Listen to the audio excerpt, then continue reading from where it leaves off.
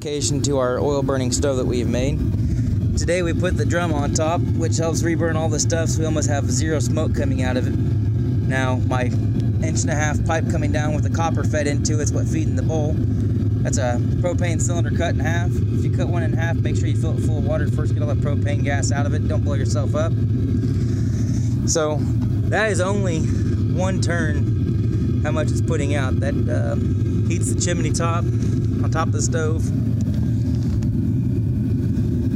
to right at 400 degrees. Now we had it open 2.5 turns. We actually had both the drum and that pot glowing red, and we had over 1,000 degrees at that top. We were able to actually burn some wood just sitting on top of it that was left there.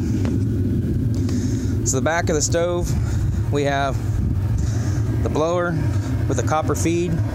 There's my needle valve. That's just, you can't see it dripping because of the angle that it's at, but it's a slow drip. It comes up to my on and off valve right there, and then the oil. So it's just reused motor oil that we're using to do this with. I'm sorry, it's just single-use motor oil. But anyways, the blower right there is on low. It's a 2-speed blower motor. We have, of course, the shut off. You shut it off there, though. You're going to shut it really off at the valve because you will have all the residual line flowing in there. But the purpose of putting the drum back on top of the pot really helps to burn up all the used oil. There's not going to be any oil, or there's no ash or smoke really coming out of it.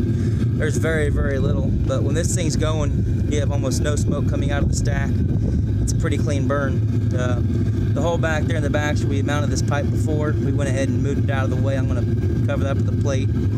Other than that, this thing, it really cooks.